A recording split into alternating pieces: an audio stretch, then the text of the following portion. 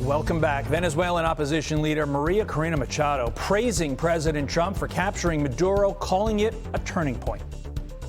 January 3rd will go down in history as the day justice defeated a tyranny.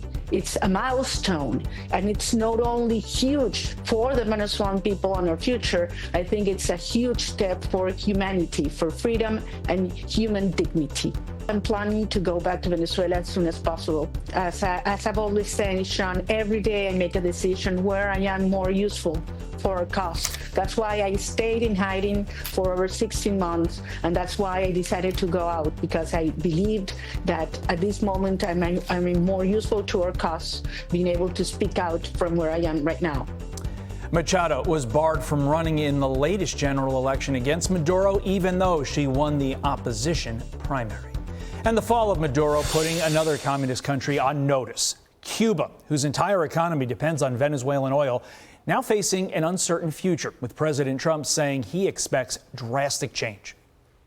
You were just talking about Cuba and what could come next there. Are you considering U.S. action in Cuba? We're not. I think it's just going to fall. I don't think we need any action. It looks like it's going down. It's going down for the count.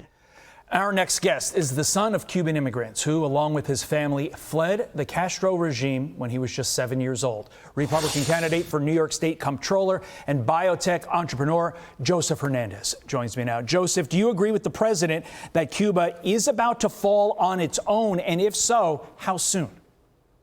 Wonderful. Thank you for having me. I absolutely agree. I think, look, Cuba has been oppressed for such a long period of time. People like us and my family, we fled communist Cuba for a better life, and we were luckily to be embraced by this amazing country. We're so indebted to this beautiful place and these beautiful people that we call Americans. And I think the timeline for Cuba is very short-lived.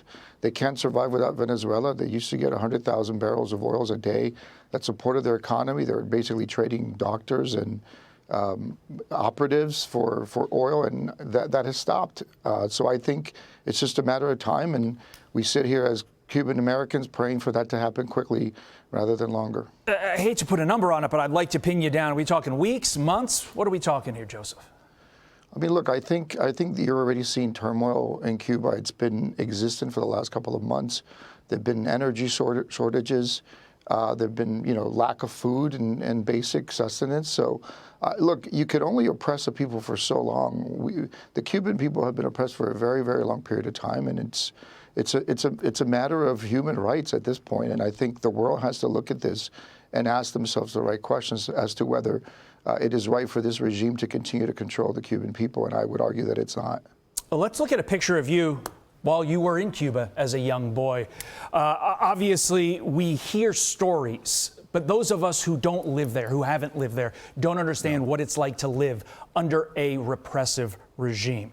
Tell us about your experience, Joseph.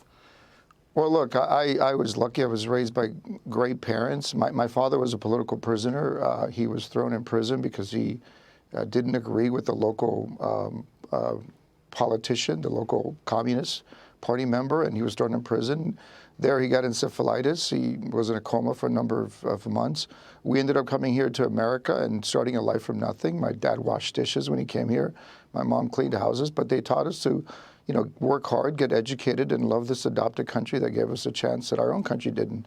And that's the basis by which I was raised, and that's why we, as Cuban Americans, love this country so much. We're so lucky. We're so appreciative of the opportunities we had here and the genuine love of the American people. And so we're indebted to this country. It is a beautiful American story. As for the people that are still in Cuba, what happens? Describe the domino effect that happens now that the flow of Venezuelan oil is cut off. Work us through what the individuals, the people that live there, have to deal with now.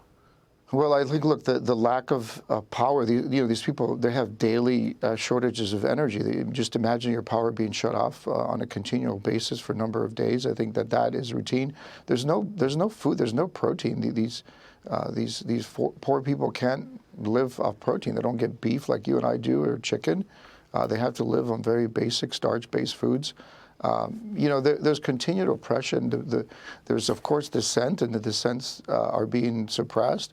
You got to remember that the Cuban apparatus, the intelligence apparatus Cuba has built, is so sophisticated, is very advanced. It's equivalent to things like the Mossad and the CIA. As a matter of fact, the DI, which is called the Directive of Intelligence in Cuba, was really running the intelligence community in Venezuela. They're a very sophisticated organization, and these are overzealous communists that really believe in the ideology. And I unfortunately foresee more oppression before we see freedom, but it's not going to be a pretty timeline. And it certainly does beg the question why the biggest city in the state that you want to represent, Joseph, here's your story. Here's the stories of the people there in Cuba and says, hey, we want socialism in that biggest city of New York City. Certainly is an odd choice. Joseph Hernandez, we appreciate your time. Thank you for sharing your story with us. Thank you. Thank you for having us. God bless you. Remarkable interview with a lot of takeaways abroad and here at home as well. I'm Steve Doocy. I'm Brian Kilmeade. And I'm Ainsley Earhart. And click here to subscribe to the Fox News YouTube page to catch our hottest interviews and most compelling analysis.